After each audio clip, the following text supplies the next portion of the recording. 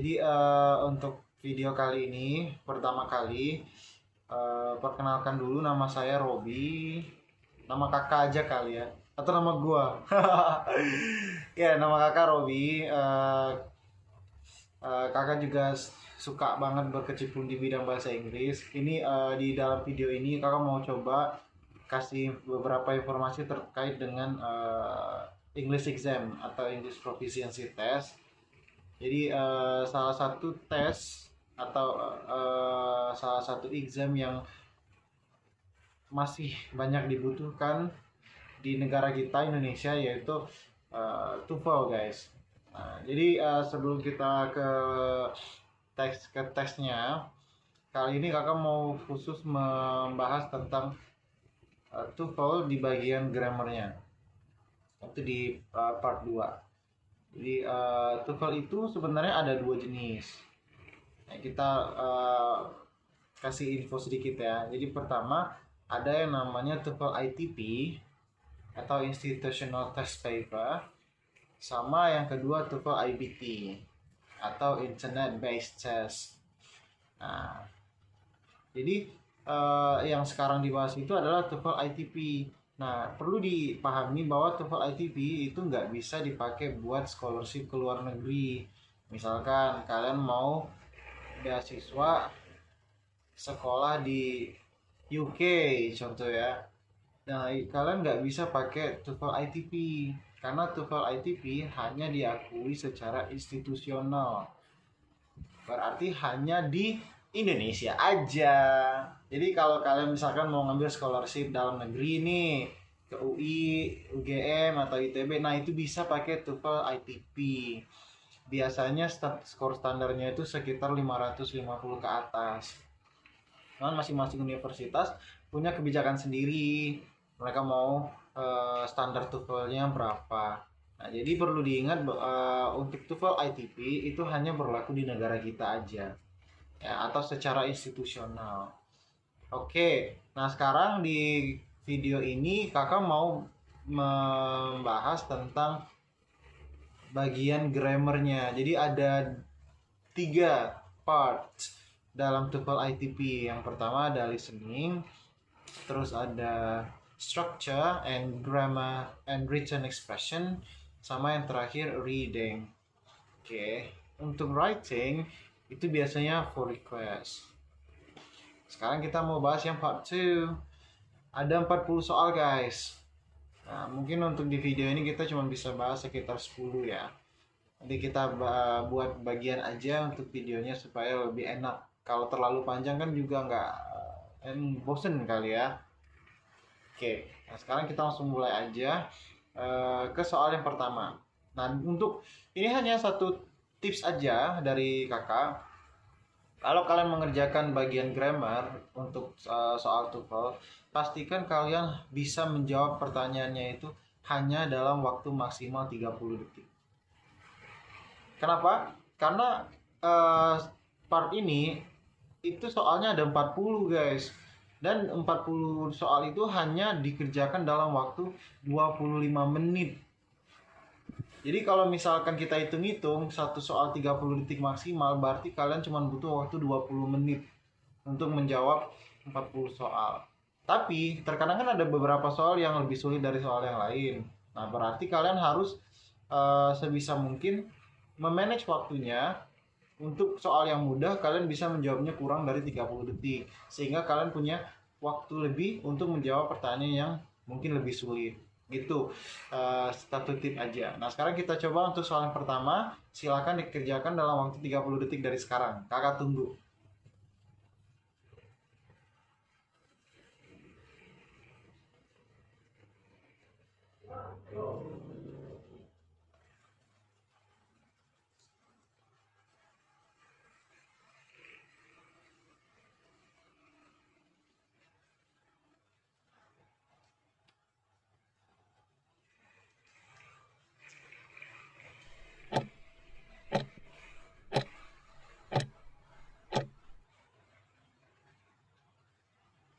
Oke, mungkin udah 30 detik ya.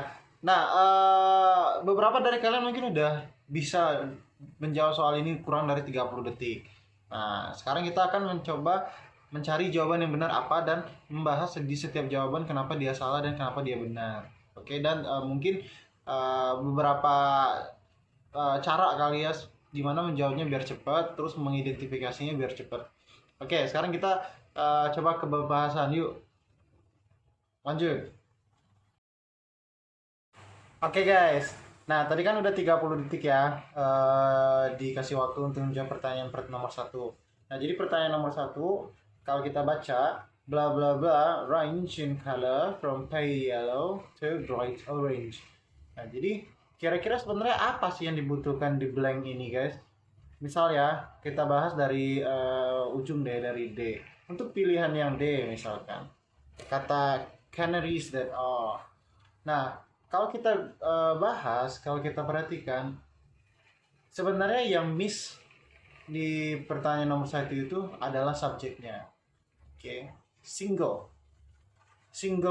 bukan single sih, maksudnya satu subjek aja. Nah, kalau misalnya kita pilih yang D, dia ada sih memang subjeknya, canaries ya.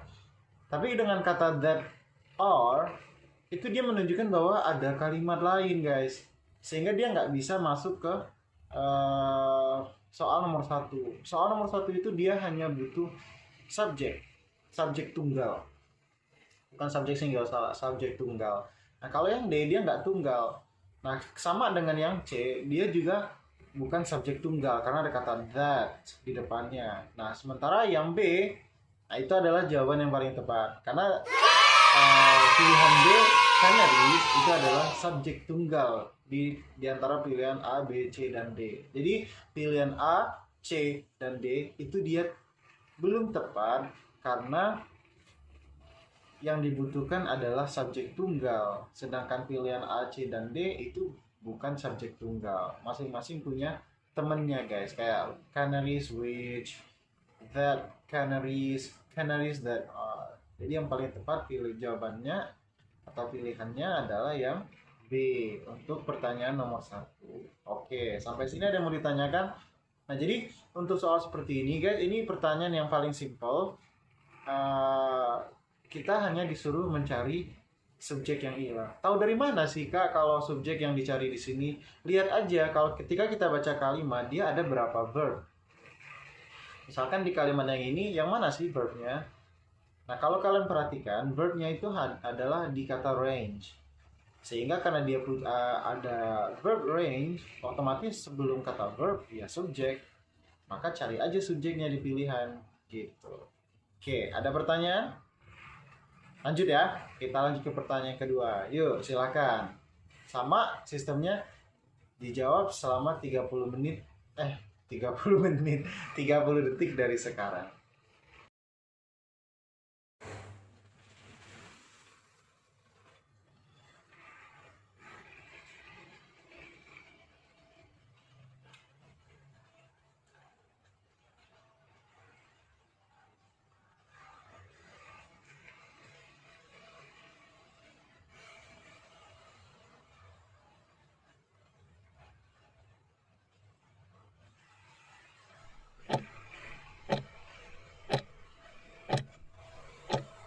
Oke, udah 30 detik ya. Oke, jadi kita bahas coba untuk pertanyaan nomor 2. Kan ini di sini pertanyaannya sama, hampir sama dengan nomor 1, di depan yang kosong ya. Bla bla bla of precious gems is determined by the hardness, color, and brilliance. Oke, jadi kan tadi dari pertanyaan satu kita udah tahu paham ya bahwa kalau di depan yang kosong berarti subjek. Sama halnya dengan pertanyaan nomor 2, yang kita butuhkan di sini adalah pelengkap dari subjeknya ya. Karena kan di subjeknya di sini kan bla bla bla of precious gems ya. Jadi subjek itu selalu letaknya sebelum verb. Di dalam bahasa Inggris ada dua jenis verb. Ada yang main verb, ada yang attributive verb. Nah, untuk to be itu tergolong ke attributive verb. Di sini to be ya is sebenarnya dari teman ada verb juga sih, cuman dia pasif kan verb 3. Oke, nah sekarang kita lihat di option A, B, C, D. Sebenarnya yang mana dari A, B, C, D yang paling benar untuk mengisi kekosongan hati. Pertanyaan nomor 2.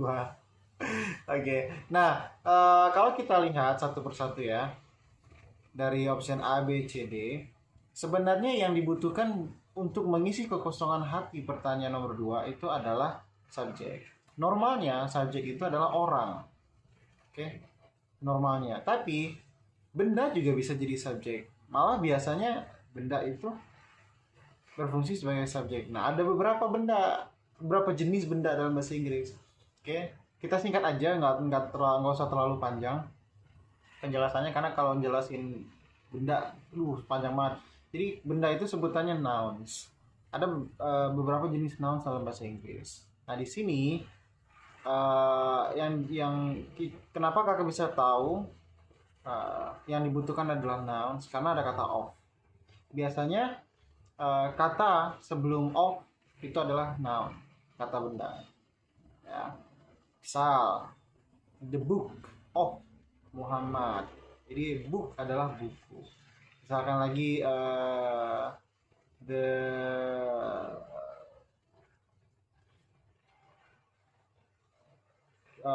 lady of me, misalkan the lady of me. Jadi kata lady itu adalah noun, tergolong noun. Nah, sekarang kita lihat dari pilihan A, B, C, D, yang mana sih yang noun? Ada dua. Oke, ada dua pilihan yang bisa jadi jawabannya. Pertama pilihan B, yang kedua pilihan D. Kenapa? Karena hanya B dan D ya yang punya noun, yaitu the value atau value. Value is a noun in English.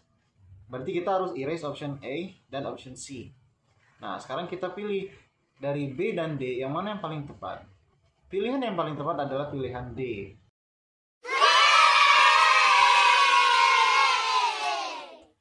Pengganti, yaitu it. Kalau misalnya udah ada subjek pengganti atau it, otomatis udah ada subjek sebenarnya sebelum itu, guys. Kayak misalkan the value of precious gems is expensive, baru kita ganti it. Nah, karena kita udah nyebut the value di depan, maka bisa diganti dengan it. Sehingga kalau kita pilih yang B, harusnya dia berada di kalimat setelah brilliance untuk menggantikan subjek sebenarnya. Nah, sehingga jawaban D adalah yang benar, karena jawaban D yang berisikan subjek sesungguhnya, the value. Oke. Jadi seperti itu ya, guys. Cara menganalisanya sih simpelnya kayak gitu. Kita lihat misalkan yang kosong di depan, mungkin kemungkinan subjek. Subjek itu apa aja ya? Bisa orang, bisa benda, bisa keterangan juga. Oke. Kita lihat di pilihannya A, B, C, D, yang mana yang benda? Ada B dan D. Terus yang mana ya antara B dan D?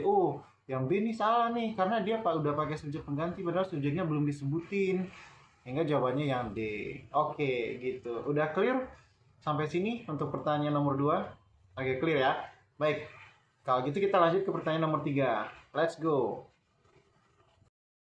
Oke guys, lanjut ya ke pertanyaan nomor 3.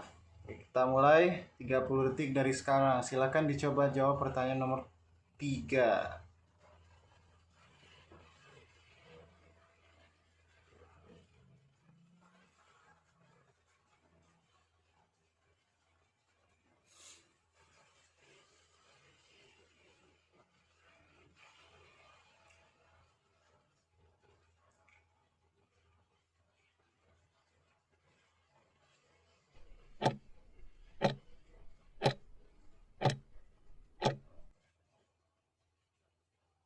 Oke, kayak udah 30 detik ya. Nah, jadi sekarang kita coba bahas pertanyaan nomor 3. Jadi kan pertanyaannya masih sama, di depan juga yang kosong. Bla bla bla bla. A tornado spins in a counterclockwise direction in the northern hemisphere. It spins in the opposite direction in the southern hemisphere. Nah, kalau kita baca di kalimat ini, sebenarnya dia udah gampang banget ngejawabnya, guys. Ya, kakak mungkin berpikirnya kalian udah bisa memahami lah ya. beberapa kata dalam bahasa Inggris untuk belajar TOEFL kan. Nah, sekarang kita coba lihat. Kalau pertanyaan seperti nomor 3, ini kalian hanya diminta untuk menyambungkan. Dimana dari pilihan A, B, C, D itu yang mampu menyambungkan kedua kalimat ini, guys. Kenapa kakak bilang kedua kalimat? Karena ada tanda koma di sebelahnya, di tengah-tengahnya. Jadi kalau ada tanda koma di tengah-tengahnya, itu berarti kemungkinan ada dua kalimat. Oke, nah sekarang kita lihat hubungan dari kalimat pertama dan kalimat kedua dari pertanyaan ini apa. Oke, nah kalau misalkan clue-nya, kalau kalian bisa perhatikan, clue-nya itu ada di counterclockwise, di northern hemisphere, in the opposite in the southern hemisphere. Berarti kan dia bertolak belakang nih. Kalau di northern dia counterclockwise, kalau di southern dia opposite. Berarti hubungan logis dari kedua kalimat ini adalah hubungan bla bla bla seperti ini, tapi bla bla bla seperti itu di situ gitu bedanya. Nah sekarang kita lihat kita coba diskusikan dari option A. Option A, however, ya. Kalau kita pakai however, itu kan artinya namun ya. Nah, dia di sini kurang cocok, guys. Ya. However di sini kurang cocok karena ini bukan membahas masalah namun gitu ya, kayak artinya itu kurang cocok. Nah, tapi kalau misalkan yang B, because of, ini jelas nggak bisa, guys. Karena dalam bahasa Inggris, untuk menggunakan kata because of, itu dia harus diikuti oleh frase. Oke, jadi because of, frase. Nah, di sini nggak ada frase, dua-duanya kalimat, sehingga kata because of itu nggak bisa dipakai. Mungkin untuk info aja, frase itu adalah ungkapan atau tanpa subjek. Oke, jadi kalimatnya nggak lengkap. Nah, itu disebut frase. Nggak tahu sama atau nggak sama bahasa Indonesia. Misalkan ya, because of working all night long. Nah, working all night long itu frase. Karena dia nggak punya subjek. Oke. Nah, terus option C itu adalah option yang benar, yang jawabannya benar. Walaupun ya, itu menunjukkan adanya perbedaan antara sisi A dan sisi B. Misal, walaupun kamu cantik, ya, kamu memiliki sifat yang buruk. Misal, jadi ada dua hal yang berbeda, guys, positif dan negatif. Itu pakainya although. Oke, jadi dia berbeda. Sehingga jawabannya yang C. Jawaban D itu nggak cocok di situ. Karena D artinya kan bisa dua, bisa berarti bahwa, bisa berarti yang, atau sebutannya relative clause ya. Untuk relative clause itu sebutannya yang conjunction atau konjungsi yang, atau dia juga bisa berfungsi sebagai konjungsi bahwa. Nah di sini dia nggak cocok, karena di sini kan kita mau mengidentifikasi hubungan antara kalimat pertama dan kalimat kedua, yaitu hubungan ada yang A beda, yang B beda. Ada yang A, ada yang B. Jadi sehingga yang paling tepat adalah kata walaupun. Kayak misalnya walaupun berbeda-beda, kita tetap satu jua. Nah gitu. Jadi ada negatif ada positifnya kan. Seperti itu ya. Jadi jawaban yang benar adalah C. Ini pertanyaan untuk conjunction. Jadi menyambungkan dua kalimat. Supaya dia punya makna yang meaningful atau yang logis ya. Oke, ada pertanyaan untuk nomor 3. Ini agak gampang ya guys ya, karena dia hanya menyambungkan konjungsi. Yang harus kita lakukan hanyalah kita melihat kalimat pertama ini artinya apa, kalimat kedua artinya apa. Nah sekarang ada yang nanya, Kak, kalau aku nggak ngerti artinya gimana Kak? Ya coba pahami konteksnya aja. Karena kan kalau misalnya untuk memahami semuanya kan susah ya. Karena kita nggak tahu kata bahasa Inggris bahasa Indonesia-nya apa. Konteksnya aja. Ini konteksnya apa sih gitu. Masuk dalam konteks itu kita ngambil garis besarnya aja, otomatis kita bisa memahami garis besar itu. Karena kan nggak mungkin kita nggak paham semua katanya ya, pasti ada beberapa kata yang kita pahami, kita ambil konteksnya, oh ternyata dia hubungannya kayak gini, maka pilih yang walaupun. Oke, kayak gitu ya. Oke, sekarang udah selesai, clear nomor 3. Sekarang kita lanjut ke nomor 4. Let's go. Oke guys, Yuk kita kerjain soal nomor 4. 30 detik dimulai dari sekarang ya.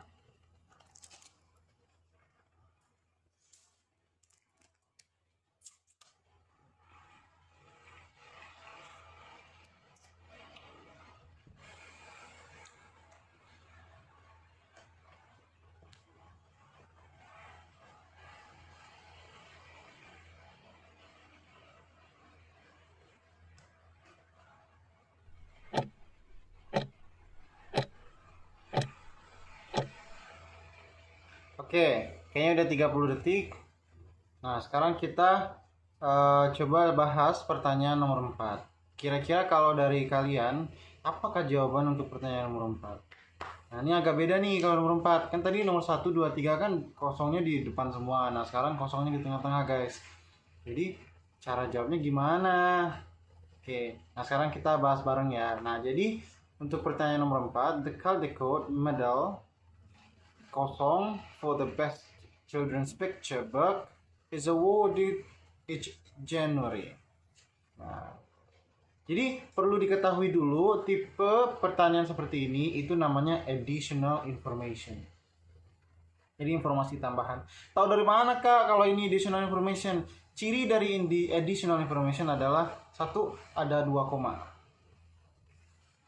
Jadi kalau kita lihat di soal itu setelah kata medal ada koma, setelah kata book ada koma. Jadi itu ciri dari additional information. Kedua, ciri dari additional information adalah kalaupun additional information itu dihapus, kalimatnya masih akan benar. Misal, the Caldecott Medal is awarded each January. Nah, jadi kakak hapus nih for the best children's picture booknya. Itu kalimatnya masih oke banget. Jadi additional information itu fungsinya adalah untuk menambah informasi terhadap subjek. Oke. Yaitu dalam hal ini Caldecott Medal. Nah, sekarang kita lihat di dalam karena dia hanya bersifat additional information, otomatis ya kita cari aja kata benda tunggal. Maksudnya noun yang tunggal di dalam opsinya dari A, B, C, D. Nah, dari A, B, C, D, noun yang tunggal itu hanya pilihan A. Sama seperti analisis pertanyaan pertama. Pilihan B itu ada temennya, yaitu which, sehingga nggak bisa. Terus pilihan C juga ada temennya, is and which. Dan pilihan D juga ada temennya, yaitu is. Sehingga pilihan yang paling paling tepat untuk noun tunggal itu adalah pilihan A price. Jadi a price itu menambahkan informasi tentang Caldecott Medal. Oke. Nah, jadi seperti itu simpelnya, guys. Baik, ada pertanyaan terkait dengan additional information? Ini sangat sering masuk di TOEFL ITP untuk additional information. Tadi sudah kakak kasih tahu ciri-cirinya ya. Sekarang kalau sudah kita lanjut ke pertanyaan terakhir untuk di video ini, yaitu pertanyaan nomor 5. Let's go. Oke guys, sekarang kita menuju pertanyaan terakhir untuk video ini, yaitu pertanyaan nomor 5. Silakan dikerjakan 30 detik dari sekarang, ditunggu.